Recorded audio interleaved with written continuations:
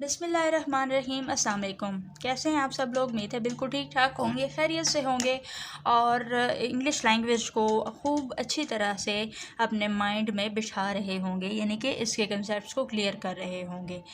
पिछली वीडियो में मैंने आपको प्रेजेंट परफेक्ट कंटिन्यूअस टेंस की डेफिनेशन और उसके यूजेस को जो है वो बहुत ही ब्रीफली डिस्क्राइब किया था। तो उसमें एक पॉइंट मैंने आपके साथ शेयर किया था जिसमें स्टिल कंटिन्यूइंग एक्शंस जो होते हैं उनके साथ हम फॉर एंड सिंस का इस्तेमाल करते हैं। ठीक है, तो स्ट्रक्चर्स की तरफ बढ़ने से पहले मैं आप सबको ये क्लैरिफाई कर दूं कि फॉर एंड सिंस जो है वो कौन से सेंटेंसेस में इस्तेमाल होता है और एक्चुअली इनका मतलब क्या है। ठीक है, तो फॉर को हम कहते हैं पीरियड ऑफ टाइम। ठीक है, यानी कि टाइम का दौरानिया।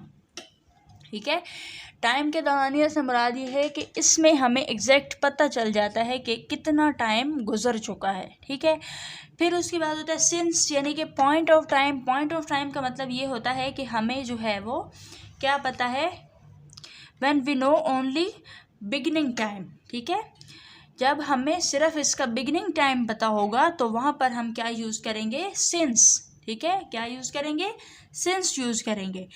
और पीरियड ऑफ टाइम में क्या होता है कि हमें एग्जैक्ट टाइम का पता होता है। फॉर एग्ज़ाम्पल मैं बात करूँ तो 2 घंटे से, 4 घंटे से, 5 दिन से, 6 सालों से, 10 सालों से, 100 सालों से, 1000 सालों से। ठीक है, तो इस तरह की, यानी कि आप टाइम, मिनट्स, ठीक है, days, months, years, decades, centuries, इनको जब हम एग्जैक्टली बयान करते हैं तो हम क्या करते हैं कि वहाँ पर हम पीरियड ऑफ टाइम को इस्तेमाल करते हैं। ठीक है, यानी कि मैं कहूँ मैं 5 मिनट से बोल रही हूँ, ठीक है, मैं 10 घंटे से पढ़ रही हूँ, ठीक है, मैं 4 दिन से काम कर रही हूँ, मैं 5 सालों से यहाँ रह रही हूँ, मैं 10 सालों से ये काम कर रही हूँ। तो इस तरह की जो चीज़ें होती हैं जिसमें हमें अपना टाइम ड्यूरेशन जो है वो बिल्कुल एग्जैक्ट पता हो, वहाँ पर हम पीरियड ऑफ टाइम के लिए हम वहाँ पर क्या यूज़ करते हैं, फॉर।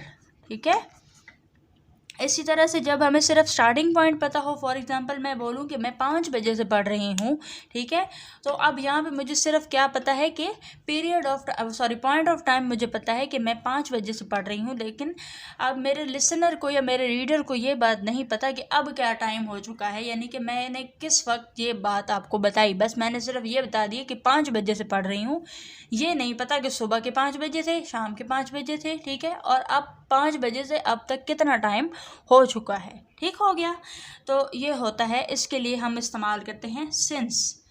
तो अब हम बढ़ते हैं अपने स्ट्रक्चर्स की तरफ। तो प्रेजेंट परफेक्ट कंटिन्यूअस टेंस के स्ट्रक्चर्स की तरफ बढ़ते हैं।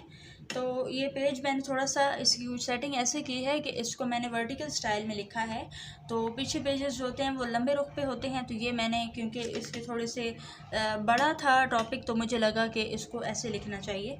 तो स्क्रीन को आप रोटेट कर लीजिएगा। तो सबसे पहले आता है एफर्मेटिव, यानी कि पॉजिटिव सेंटेंसेस। ठीक है, इसका हमें जो है वो क्या होता है कि subject plus has plus have plus been. ठीक है, यानी कि इसके अंदर 2 हेल्पिंग वर्ब इस्तेमाल होते हैं, 2 एक्सिलरीज इस्तेमाल होते हैं, has, have plus been. Be जो है वो बीन की सेकंड फॉर्म है, सेकंड एंड थर्ड फॉर्म है बीन। तो यहाँ पर हम इसको इस्तेमाल करते हैं। फिर उसके बाद आ जाता है verb plus ING. Verb plus ING वो किसके लिए यूज़ होता है, कंटिन्यूअस के लिए। ठीक है, और हैज़ और हैव जो है वो किसके लिए यूज़ होता है, परफेक्ट टेंस के लिए। ठीक हो गया, प्लस ऑब्जेक्ट। अब आप सोच रहे होंगे कि since and for. Since and for मैंने आपको बताया कि उन सेंटेंसेस के लिए इस्तेमाल होता है जो कि पास्ट में स्टार्ट हुए हों बट स्टिल वो कंटिन्यूड हों। लेकिन जो ऐसे सेंटेंसेस नहीं होते, ठीक है, उसमें क्या होता है कि हम सिंस एंड फॉर का इस्तेमाल नहीं करते। तो हम वहाँ पर क्या यूज़ करते हैं, हम सिर्फ वहाँ पे सिंपल सेंटेंस बना देते हैं, जैसे मैंने यहाँ पे लिखा हुआ है, I have been studying a book, कि मैं बुक पढ़ती रही हूँ। ठीक है, अब ये सिंपल सेंटेंस, तो ये मेरा क्या है, सिंपल सेंटेंस है, यानी कि सिर्फ जनरली एक बात बताई जा रही है कि मैं ये किताब पढ़ती रही हूँ। मिसाल के तौर पर अगर मैं अपनी किसी फ्रेंड से गपशप लगा रही हूँ, ठीक है, और वो मुझसे किसी बात का तज़किरा कर ले, यानी कि मिसाल के तौर पर किसी बुक का नाम ले ले कि ये वाली बुक है, ये बड़ी अच्छी बुक है, क्या तुमने इसको पढ़ी है, तो मैं ऐसे उसको बताऊँगी कि हाँ हाँ ज़रूर, मैं ये किताब पढ़ती रही हूँ। तो अब यानी कि इस सेंटेंस के अंदर मैं सिर्फ उसको इस बात का बता रही हूँ कि मैं ये काम किया है, मैं ये पढ़ती रही हूँ, लेकिन मैंने उसको अपना यहाँ पर अपना टाइम नहीं बता रही, अपना पीरियड ऑफ टाइम या पॉइंट ऑफ टाइम मैं उसको यहाँ पर नहीं बता रही कि मैंने कितना अरसा पढ़ी या कब से पढ़ी या इस तरह। यानी कि एक सिंपल सी इंफॉर्मेशन है कि मैं ये किताब पढ़ती रही हूँ, ठीक है। अगर इसके साथ मैं ऐड कर दूं, ठीक है, मिसाल के तौर पर अगर मैं उसको बताऊं कि हाँ मैं 2 घंटे से पढ़ती रही हूँ, तो फिर क्या करेंगे, वहाँ पर हम फॉर यूज़ कर देंगे, ठीक है। अपना पीरियड ऑफ टाइम हम उसको बताएंगे कि हाँ जी ये जो काम था ये 2 घंटे से होता रहा था। या फिर अगर मैं उसको ये बताऊँ कि हाँ मैं सुबह से पढ़ रही हूँ, ठीक है, तो अब सुबह से पढ़ रही हूँ मैं भी हमारा सिर्फ पॉइंट ऑफ टाइम हम बता रहे हैं, हम बता रहे हैं कि ये क्या हुआ, सुबह से काम शुरू। अब ये नहीं पता कि सुबह कितने बजे से शुरू हुआ, ठीक है, कितने घंटे हो गए, क्या वक्त हो गया, ठीक है, और अब तक कितना टाइम गुजर चुका है अब, और अब कौन सा टाइम है। सिर्फ क्या इस सेंटेंस के अंदर बताया जा रहा है कि मॉर्निंग में ये काम जो है वो शुरू हुआ था। Only we know about a beginning point, ठीक है, कौन सा पॉइंट हमें पता है, only on starting point. Since किसके लिए यूज़ करते हैं, सिर्फ और सिर्फ स्टार्टिंग पॉइंट के लिए, ठीक है। तो यहाँ तक आपको समझ आ गया। तो सिंस कहाँ पर यूज़ होता है, सिर्फ क्या है, स्टार्टिंग पॉइंट। जब हमने स्टार्टिंग पॉइंट के बताना हो तो वहाँ पर हम क्या यूज़ करते हैं, सिंस, ठीक है। और जब हमने ओवरऑल ड्यूरेशन बताना होता है, ड्यूरेशन यानी कि हमने जब दौरानिया बताना होता है, तो वहाँ पर हम क्या यूज़ करते हैं, फॉर। सिंस एंड फॉर बहुत ही ज़्यादा इजी है, बस आपने इसका बेसिक कंसेप्ट याद रखना है। और बेसिक कंसेप्ट क्या है कि जब हमने सिर्फ किसी भी काम का शुरुआती वक्त पता होता है, जब हमें उसका स्टार्ट का पता होता है, तो वहाँ पर हम सिंस यूज़ करते हैं।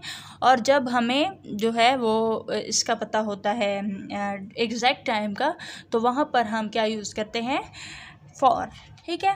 तो इसका आपको समझ में आ गया। अब आगे बढ़ते हैं नेगेटिव सेंटेंस की तरफ।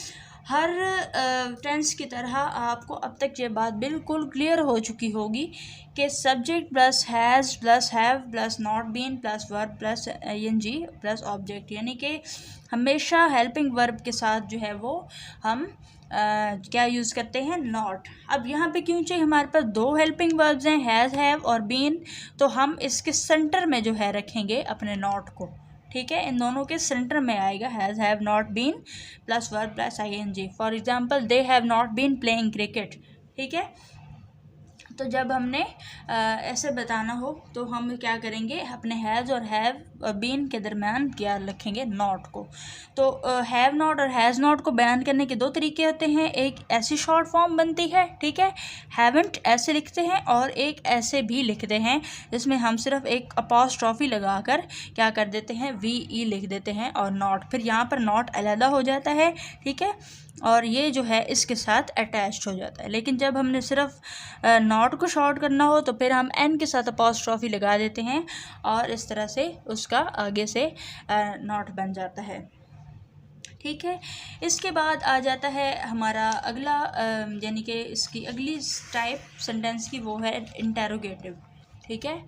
तो इंटेरोगेटिव क्या है, तो इंटेरोगेटिव सेंटेंस को समझने के लिए भी आपको ये चीज़ देखनी है कि सिंपल वही फार्मूला है, हैव, ठीक है, प्लस अब इसमें भी हैज़ हैव और बीन के दरमियान क्या आ जाएगा, हमारा सब्जेक्ट आ जाएगा, ठीक है।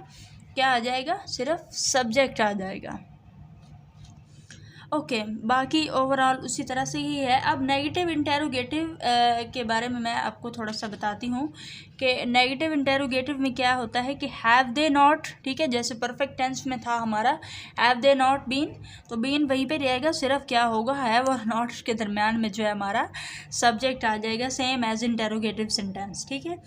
बट इसकी एक और टाइप भी है, हैवंट, ठीक है। अब आप सोच रहे होंगे कि ऊपर मैंने आपको अभी ये समझाया कि इस तरह से भी लिखा जा सकता है, तो इस तरह से हम शॉर्ट फॉर्म को तब लिखते हैं जब हमारा सब्जेक्ट जो है वो प्रोनाउन जो है वो प्रोनाउन या नाउन वो हमारा किसके साथ आ रहा हो, जब हमारे इसके साथ आ रहा हो, ठीक है।